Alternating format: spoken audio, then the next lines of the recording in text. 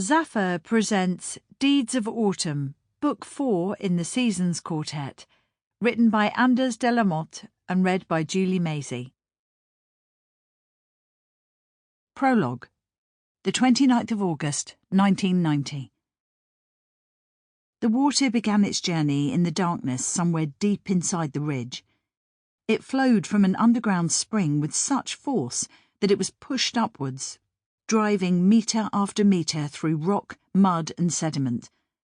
The ridge was over 200 metres high, and without human assistance the water would have eventually lost its momentum, turned downwards, found its way out between the roots of the deciduous trees that covered the slopes, and ended up as a stream in one of the steep ravines that sliced through the sides of the ridge. However, at the beginning of the 20th century, a quarry was opened up high on the ridge, diabase and amphibolite, hard, black varieties of rock, well suited for gravestones. The workers blasted and excavated eagerly, deeper and deeper, until the day the shaft crossed the path of the water, providing it with an easier route to the surface. And the water thanked them by gushing forth with a power no one could have imagined. Only 6 months later, the pumps were shut down, the machinery was taken away, and the quarry was abandoned. As time went by, the place was all but forgotten. The water transformed the quarry into a small, deep pool, surrounded on 3 sides by steep, dark cliffs, and on the 4th by a sloping bank. The forest swallowed up the access road, and the undergrowth reclaimed the area, until all that remained were a few overgrown ruins of former workmen's huts, and a glade right next to the bank where the shards of rock were packed so tightly that no living thing could fight its way through.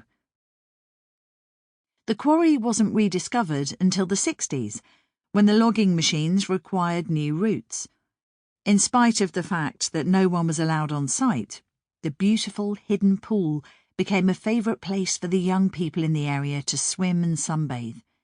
It was a perfect spot to meet and do whatever they wanted, without the feeling of constantly being monitored. By that stage, no one had any idea how deep the quarry was. Some claimed that the water must be at least 20 metres deep, others 40.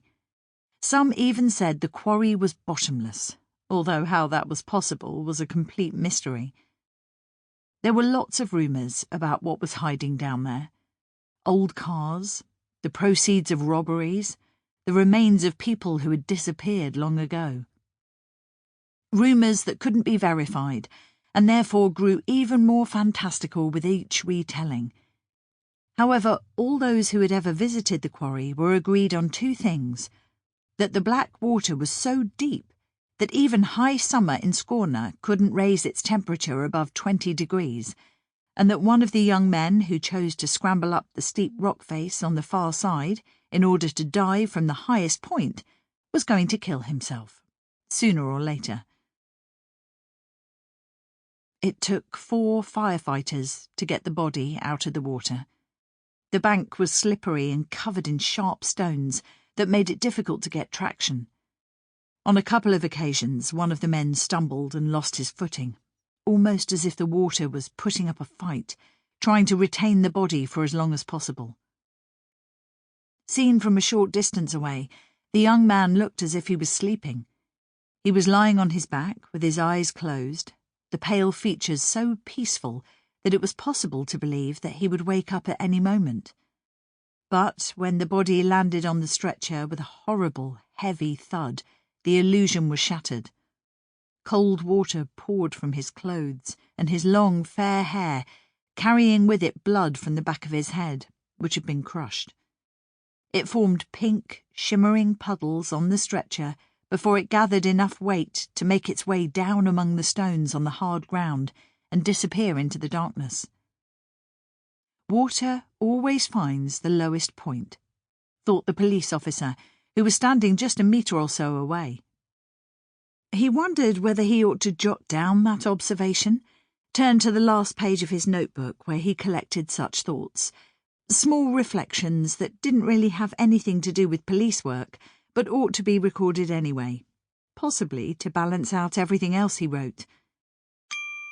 Sample complete. Ready to continue?